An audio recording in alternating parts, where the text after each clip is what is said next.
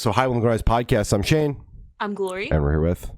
I'm Jordan. I'm Kirby, and we are in the band Mo Lowda and the Humble. And we're some questions to say about their upcoming album, Tailing the Ghost. So, congrats on that, by the way. How do you guys feel about the response to the announcement so far? Been good. Great. It's still early. I think we're going to put out 5 or 6 singles, and we've only put out, today was number 2 and 3. Sometimes you get like a lot of hype at that first one because they're like, all right, they're putting out another record. And then sometimes it takes a few more songs for people to, start getting on board as well. I know that's how I consume. Even some of my favorite bands, when they put out a single, sometimes I'll miss it. And then as they put out more, and it sort of ramps up towards the full album, I get really excited for it. So it'll be, still another 4 or 5 months before the album's out. So, yeah. June, 3 roughly. The album fucking rocks. Good night. Oh, thank you. Thank you. Yes, album's incredible. Thank you so much. Appreciate that. Hell yeah. Of course.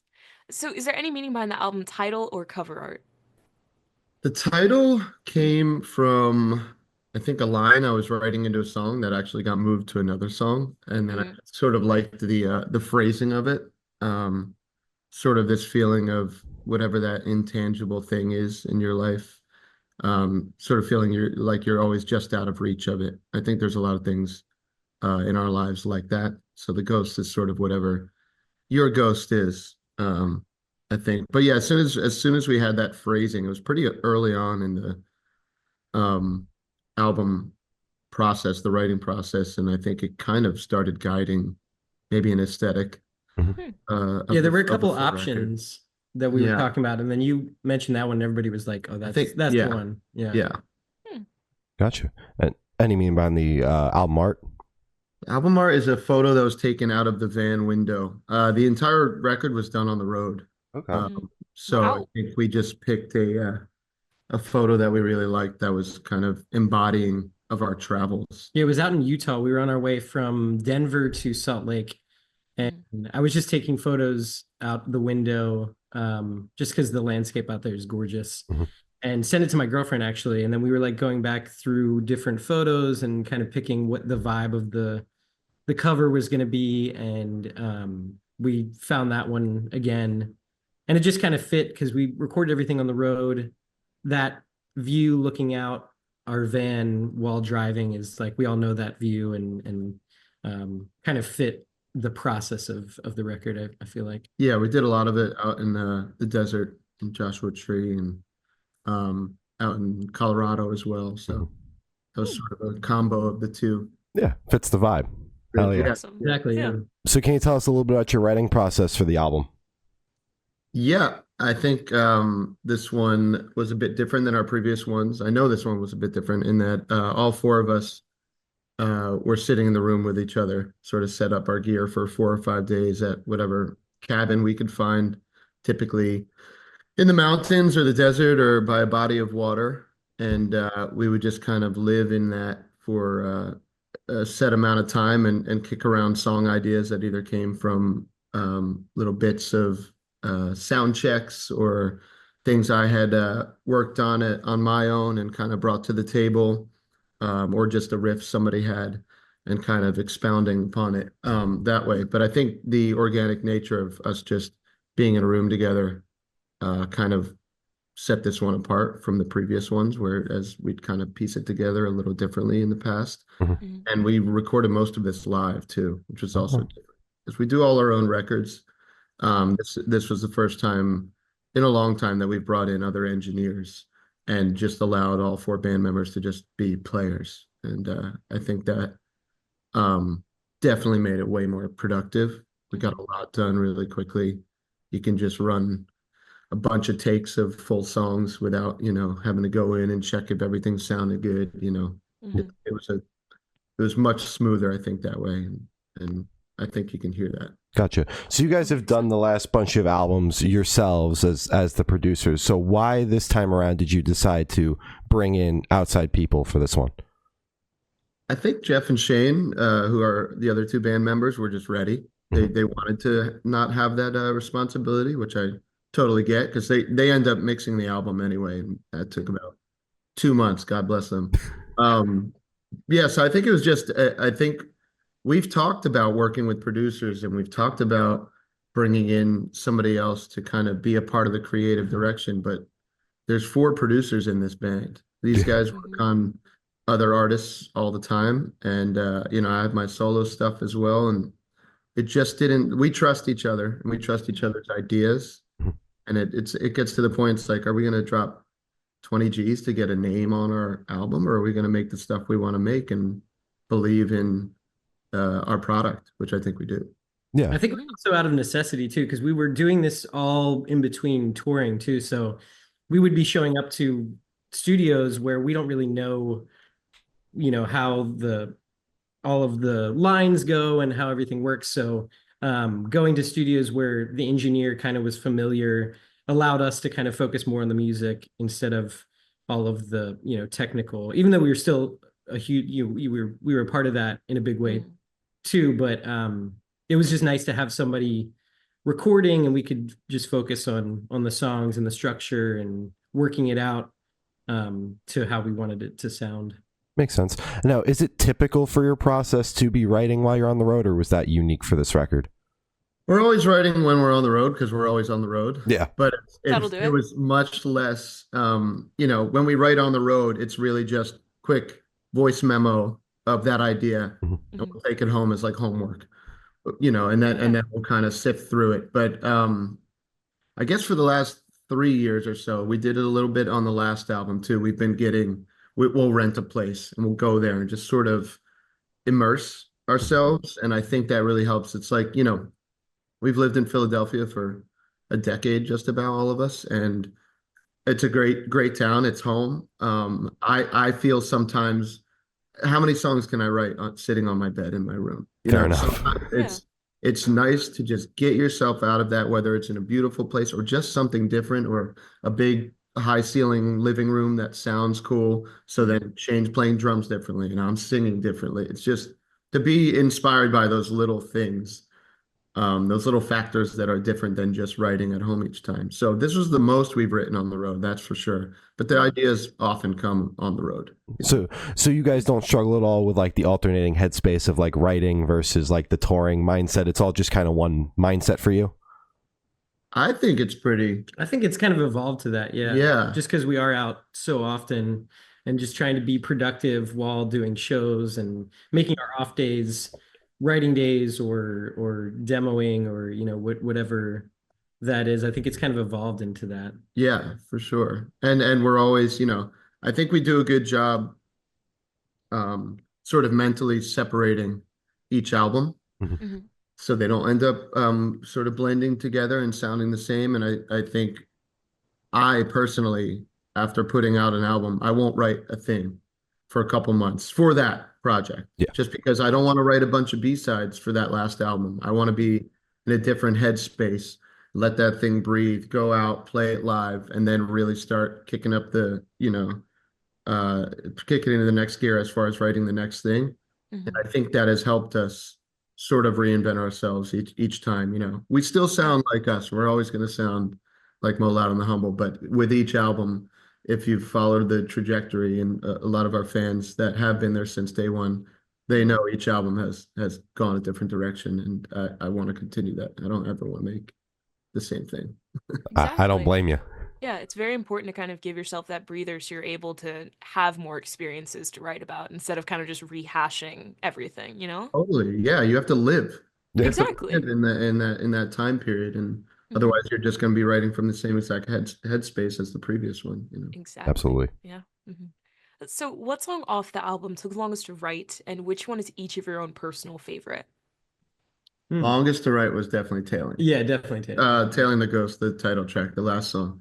It was like lassoing something that just felt like it kept getting away until started it in, I think we started like arranging it in Tennessee in a cabin. Long time back. And then finished it on our way. We were looping around the US, and our last session was in Austin, Texas. And so we just, it was just like one evening where we just kind of focused on that and got the parts where we wanted them, and then focused on that long outro too. Yeah. We had the verses. The verses felt very organic. Yeah. Not that the other parts didn't, but we had to work for the other parts. The chorus we were stuck on forever. We tried like a bunch of different choruses, which that's kind of uncharacteristic for us. Usually it just kind of flows and everybody kind of feels like, all right, this is the right thing to go to next. But we wanted it to be sort of unique and different from the rest of the album. And we actually, when we finally wrote the chorus, we had a verse, a chorus, verse, chorus, and we were still stuck on the outro. Didn't know where to go with it. So we actually just recorded the first half of the song and then stopped for the day.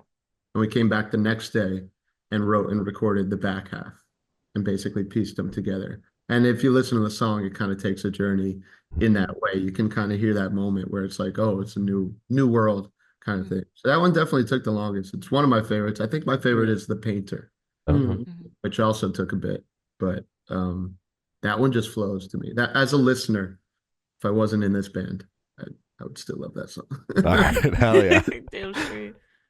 What's your Kirby.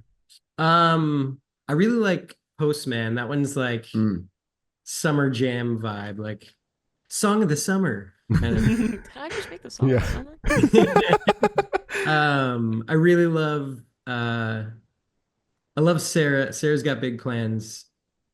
That's that song is cool. It's just like that's like from front to back. It just feels like it just goes, you know. Yeah, I think those are and Tailing. I love the outro of Tailing. That was just so much fun to like.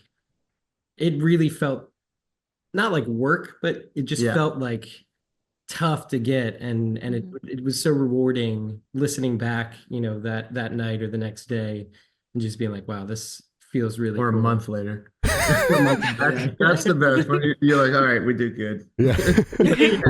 we still like it.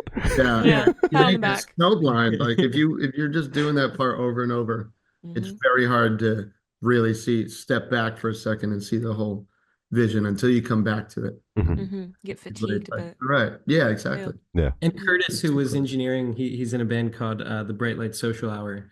He's a good buddy of ours. He was engineering, and after the take of when we were doing guitars, he was like, yep, that was right. That was right. Yeah. It just felt good that there was like an outside source that was affirming Yeah. the trajectory of where we were going with it. So Yeah, sure. Hell yeah. Dope. So how'd the track list for your album come about? Did you guys write the opener be the opener, close be a closer? Did you shuffle around and see what fits? What was that process like? The opener, I think after like pretty soon within writing that song, we were like, this is an album opener. Yeah. And then you write it to be an album opener, which I love doing. I love sequencing, even though it's kind of a lost and dying art. It's one of my favorite things about making an album. I know a lot of people don't listen front to back anymore. That song was so much fun to play too. Like when we first found that I think you were playing like pretty much what the guitar riff is, and everybody was like, whoa. Like I think it was like we were done for the dinner night. or done. Yeah, we were pretty much wrapping for the night. Right. It was like one more. And then we all like were like, okay, we got to play on this, and then we all sat down, and there was just this like feeling of like, oh my God, this feels so good to play. Yeah.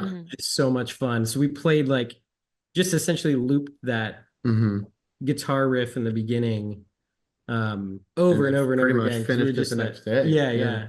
You went and wrote lyrics by the lake, and it just felt so good to play. And it was like, this will be amazing opening up the shows. Yeah. It's gonna feel it should be the record opener. Yeah. Don't tell anybody what we're gonna play first. I mean, don't play that first in the set. Why would we just beat me out. You want to just tell us the set list? Just give it to us. Yeah, honestly, boom, you boom, have the paper out right now. do that now. Artists do that now. Yeah. They do. They do. I don't want to see that. We're actually not going to open with that. We're not opening with that. We're not even going to play. No. We're not even playing the new album at all. None of the songs. It's not even on the record, honestly. Scrapped. Yeah. Scrapped. Take it off. I'm calling Spotify. And then Tailing the Ghost, we knew it was going to be the last track. So that gives you so much freedom as far like it's 6.5 minutes. You know, it's not going to be a single. When you know a song's not going to be a single, the amount of freedom that comes with that too is a lot of fun. You can just whatever. This is a deep cut. This is for the Mo Lowda heads. So we knew those two were going to bookend it. And then I think as far as when we sat down for that last session in Austin, this was the end of that last tour. I in my head and heart knew that we had an album, like 11 songs, but it's easy to like forget about how many songs you're kicking around. So I sequenced it which ended up being the sequence. And I Yeah. said, before we sit down and record this last one, let's just listen. Let's listen to what we have. Mhm. And we listened to a bunch of, rough cuts in order. And at that point, I think we were all like, all right, one more to get. And then, but without seeing them all in a list and hearing them front to back, sometimes you're like, what about that one we were doing that, Yeah. you could kick around ideas forever and ever put yeah. anything out. Mhm. So I think it was like, that was kind of a moment where it's like, all right, this sounds good. We knew like 731 and Sarah were going to flow right into each other. Those are the two we put out today. They're Which in is the a same first for us. tuning. We've never done two at once. Yeah. which Oh is yeah. cool. Yeah. Two singles. Yeah. Yeah. So it's fun. It's got its little moments and little chapters, I think. And I love, like I said, I love the sequencing aspect of an album. It's fun. Mhm. Yeah, you get to Hell tell yeah. a story, sculpt kind of what the listener's gonna go through Mhm. the journey. Exactly. It's where the Absolutely. album like really takes its shape, I think. It's so fucking cool. Again, I completely agree with you. It's something that you can like fiddle at forever, but fuck, man, it's so important. You guys nailed it. Yeah. Thank Yeah. you. Thanks. Of course. So would you guys be able to tell us where your headspace is at while you were creating this record? Yeah. I mean, definitely not getting any younger. Definitely have gone through plenty of things personally over those years. I'm 33. No kids. There's a song about not having kids at this point in my life, and where does that put me? And does that define me? Will I eventually have kids? Things like that, which I certainly was not writing about when I was 24. No. I think it's from a mature headspace. I know personally, lyrically, I did a lot to try and not be doom and gloom all the time on this one. Yeah. Which I have a tendency for, which the stuff I listen to is very much like that. And that's real. Like we all feel that. But I tried to write with a little more hope. Yeah. And be a little more uplifting and maybe a little more macroscopic with this one. That I hope resonates, rather than being really personal and really, we've all been through our shit. Mhm. And that's always going to be there to write about. And there's a time and a place. But this one I purposefully was trying to lift up a bit more. And I think that's something we all need at this point. I'd say so. Yeah. Yeah. Kirby, what about you? So this is my first record that I was a part of the writing and the recording, and so I was just, I wanted to just stay out of everybody's way, but also like, try and, whenever you're writing music and creating, you want to enhance what the vibe is and enhance the music, as best you can. And so that was kind of my headspace in being, my first record as a part of the group.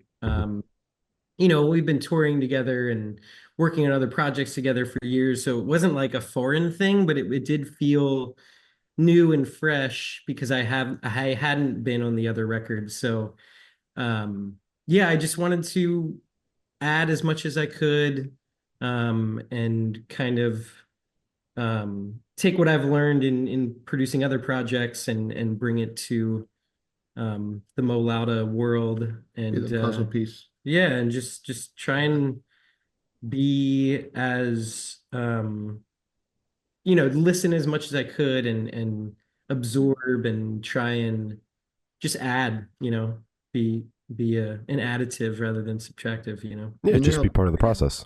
Yeah, exactly. Hell yeah. So how do you guys recommend your fans to listen to this album for the first time? Should do in the car with friends, in the dark with headphones on? Is it a workout album, party album? What do you guys personally recommend? I'm a driving guy. I'm a windows down driving, especially because it's coming out June 20th. Mm-hmm. It feels summery Nice too. day. Oh, 100%. I think there's so many times when we were in the studio, we were all like, Yeah. track of the summer. Did it. Check. So many TikTok song of the summer on this album. You're gonna want to follow the TikTok. Oh yeah, the Tic Tac. Come on. Yeah, I think driving windows down. That's me. Convertible. Yeah. Going down the 405. Pretty girl. Might as well. Yeah. Hell yeah. Blowing in your hair. Yeah. I'd say like find a dope stereo, Mhm. front to back vinyl, Mm. have a couple friends over, maybe a couple glasses of wine or your preferred beverage, Mhm. alcoholic, non-alcoholic, whatever you choose, whatever you want. But drink something. You should be Hydrate. drinking, hydrate, Bev. hydrate, whatever you want to do. Yeah, like great stereo, Mm. low lights, maybe some red, blue lights, front to back. Mhm. They're gonna That's have to the make vibe. some purchases. Yeah. It's a heavy investment. I was gonna say, yeah. Mine, they had to buy a car, technically. You do have to buy a car. So Yeah. little Possibly bit a flight more as well. pricey, Yeah, but maybe. Yeah. maybe a flight. Yeah. Yeah. Both Easy options. enough. Expensive, but worth it. Very expensive. But worth it. Yeah. Yeah. Oh, yeah. And this one should be super, super quick off the top of your heads. I want you guys to describe this album for new listeners in 3 words. 3 words each, 6 total, no more, no less. Refreshing, Hmm. hopeful, Mhm. Okay. nuanced. Wonderful. Okay, hell yeah. Summer bangers, baby. Hell yeah. You just keep leaning into the summer. I love it. I love Yeah. it. I think I'm in a t-shirt right now. which You're is- dressed like it's summer. I mean, it's Exactly. 60 Got the degrees outside today. sunglasses. It's like No, we're I'm interviewing you when shivering. you're outside. Ready. Yeah. So I ready. love it. Hell yeah. So in that same train of thought, is there a certain feeling or emotion you want listeners to have while going through the album? Yeah, I think I keep coming back to hope. Mhm. It's definitely like a I feel you kind of thing. Mhm. I'm, from the narrator's point, just trying to connect and say, I get it. Or I hope I get it in some ways. And I hope some people can find, a lane through any of the songs that might connect and yeah, just have some. It is truly the most. Everyone always likes to say like this new album's like dark. It's like darker than all our. It's like no, it's not. Which is okay. We've done the Yeah. dark thing, and it's moody. Don't get me wrong. We're always gonna Mhm. moody little boys, Yeah. but it's definitely a little more uplifting, Absolutely. purposefully. Yeah. Yeah. Hell yeah. And are you guys able to touch on any particularly challenging or standout moments during the creation of the album, positive or negative? Yeah, I think writing "Tailing the Ghost" was definitely Definitely. the most challenging, but also I think one of the most rewarding too, because it just felt like this like weird Rubik's cube to try and get everything to work together. So I feel like that was like the hardest, I'd say. I mean, we write music, so it's so much fun and such a joy and such a privilege to do. But that was definitely, I feel like, the most challenging for all of us to kind of wrap our heads around and figure out how it was going to work and how to make it cohesive. Was there something in particular about that song that had you guys like wanting to push to crack it? And if so, Yeah. what was it? Yeah, I think it was the element of that we knew it was going to be the last track. Therefore, you don't have to worry about it being this like massively appealing thing. Mhm. And I think we wanted to do something very different with it. The chorus is unlike any chorus we've ever had. It's like completely trading off between the vocals and the guitar. I'm still trying to wrap my head around how to play it live. That'll be fun. later. Another spoiler about the live set. Come yeah. on. Oh, god Yeah. damn it. Oh, that one's gonna Cut. be so fun. Yeah. Spoiler alert. How they know like half the set. Yeah, that one. I think we just allowed ourselves to get weird with it, and with that comes, we talk about this all the time, option paralysis. Mm. The amount of ways that you can take it, and knowing what the right one is. Like he said, our buddy Curtis, engineering that day, it was like he probably saw like 4 heads, just like is that good, kind of thing. And he was just like, yeah, that's good, which is all you need to hear. You need one other person to tell you that it's okay and you're doing good. Because otherwise you could go around and around. Luckily, we're all really close friends and we're all very respectful with each other. Good. There's never really like a tense moment. There's definitely disagreements, all the time. It's like being in a family. Sounds cliche, but that's the closest thing to it that I've ever experienced. Mhm. And besides my actual family, who I love, but it sounded like I didn't have, like I was an orphan. He has a family. He does have a family. So, family confirmed. Okay. Very nice. But yeah, I think you could go back and forth forever, and with that, could go down the wrong path, and I think went down the right one after many, many tries. That's good. It Hell yeah. happens, yeah. So for this question, I want you guys to picture you're on tour at a gas station for a rest stop. What is your snack of choice? What time of day is it? I always picture Post-show. like after a show. Post-show. Yeah. Oh, post show. Yeah. Oh, post show. Yeah. Oh, That's man. all bets are off. now. Yeah. I'm ripping a hot dog. It's Oh no. Glizzy time. It's glizzy time at post show. Pre-show, I'm not touching a hot dog. Hell no, it's too No. risky. It's too risky. Not even close. I think if they sell beer, probably gonna grab a beer. Mhm. Grab a beer. Probably for the hotel. Beer and a dog. We Beer treat it and like, dog, like yeah. a It's a Like baseball, it's a baseball game. Yeah. Yeah. Seventh inning stretch Yeah. style. That's Yeah. kind Mhm, mhm. get your last ones before they cut you off. of Yeah. Oof. Jesus. Have you ever had a hot burger? I always have to ask when people bring up hot dogs. Yeah, so the it's like burger roll. Or yeah, yeah. a rolling burger. Yeah, unfortunately, I have. They're so bad, right? Yeah. What is it? It's a hot dog. You'll see them on like the rollers at any of those like gas stations. Oh, okay, But yeah. Mhm. It's burger meat. It's a burger like meat. Okay, cheese yeah, in yeah, there. Mhm. It's just- I was imagining for some reason a hot dog with the burger meat wrapped around it, like it was the bun. See, that would honestly be a little better. as I the- think. Yeah, you're right. Yeah. Double Yeah. meat. No, it's worse. good for you. It's worse. Yeah. Yeah. You're gonna want to So get much worse. your cholesterol checked after that for sure. Oh yeah, that's a post-show. You know, Doctor- That's an Sorry. off day snack. off day, couple buffer day. Yeah. And by Yeah. the pool. Yeah. Jesus. And on the topic of food, if the band was a dish, what dish would the band be and why? What were we cooking a lot in the cabins? It's like rice. We do rice. What was the one that was amazing? It was like was it chicken? Chicken rice? It was like a Thai thing. We did Do you like remember a minced pork thing with Oh, like that's what it some was. peppers and Yeah. basil, and we're big on Asian food as a Mhm. crew for sure. So I was gonna say Cilantro. sushi, just the Oh, yeah. fact that sometimes you have one bite of sushi, which could be like one song. And there's like Mm. 5 different layers of flavor within Mhm. it. Yeah, You're like, yeah. oh, it's Mm. changing. Mm. Loads of beef That's in flat. mind, yeah. I'd say sushi. All right. There you Oh, go. yeah. Wonderful. And for the last couple questions, going to shift completely away from music and go straight to death row. Boom. So if you're on death row, what would your last meal be with a drink? With a drink. What crime did we commit? Jesus. Yeah, I want to know. You what- don't want to know. Yeah. Okay. Tax fraud. We had Oh, bad. yeah. Whoa, death wow. row for tax Oh, fraud's wow. crazy. We had Yeah. really bad lawyers. Really? Yeah, really bad Yeah. I was We your were lawyer. your lawyers. My bad. Oh, come on. How did we get the death penalty? I don't know. It escalated. Mhm. We should have taken the plea. Yeah.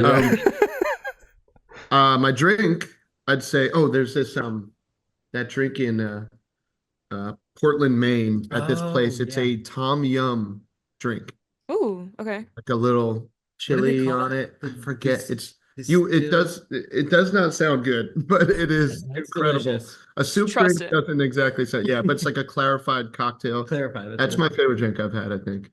Mm. And then probably like a lobster roll. I've never had a lobster roll where I'm disappointed that I had that. It's That's just solid. Yeah. tried and true.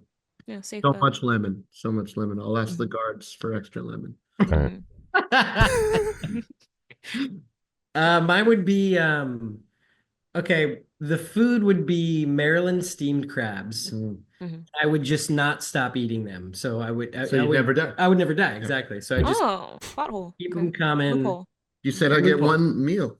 Yeah. And you don't stop eating it. Yeah. Yeah, so I'm still enjoying my one meal. Exactly. Yeah. And we call it the Philly Citywide, which is a shot and a beer. So latte with a lime, shot of whiskey, and a bushel of Maryland steamed crabs. And then lights out. And then I'm dead. That's it. That's it. That's Yeah. it. Pull the Come plug. on, into Yeah. electric chair. Yeah. See, all right, I like that. I like that. Yeah. And if you could live in one fictional world for a week, where would you live? I think I'd maybe hang out with Hey Arnold and his friends. Oh, That'd be dope. Good cool crew. Mhm. his room was awesome. His room was awesome. So cool. Every kid wanted that room. Yeah. Mm. Harry Potter. Ooh, what Which house are are you? Magic. That's a good question. Mhm. I mean, I want to say Gryffindor, but like, I'm probably Everyone wants to be Gryffindor. Hufflepuff. Yeah. I'm probably Yeah, see, Hufflepuff pride. Come on, that's me, man. It's all good. We're exactly. chill. Read, so. Yeah. Hell yeah. I thought of asking the last question. Every single person we've spoken to have said that it is the most important question. What is your favorite color? Teal. Damn, I was gonna say Ooh. You guys All can right, have the I'll same take favorite color. Green. no teal. We both go Surf teal. green. Yeah, it's such a good color. It's a great color. It's a very good color. Or Hell orange. yeah. I like orange too. Ooh, or see, now we're getting a little too crazy. Yeah, that's wild. Like a burnt orange. Nice. Ooh, nice. Not really warm. bright. Shades. Yeah. Like this color. Nice. That's a nice, yeah. Hell yeah. Orange. They go together very well. I'm pretty sure those are complementary colors. What are yours? They are Yellow, bright ass yellow. Right. Yellow, that's nice. Mhm. And I Yeah. would say black, but Glory says that's a shade, so I say It's a shade. purple. Yeah. Purple. On Cool. a technicality. Yes, Like Okay. on a technicality. So as I said, that's all the questions we have today. Is there anything that you guys would like to plug? Go get the record. Come see us on tour. We tour nonstop every year. And I'm sure if you live remotely close to the United States or Canada, we will come remotely close to your town. So come see us. The live show is so much a part of this band. As much as we love making records, we love making them come to life and spending time with the people that care about our music.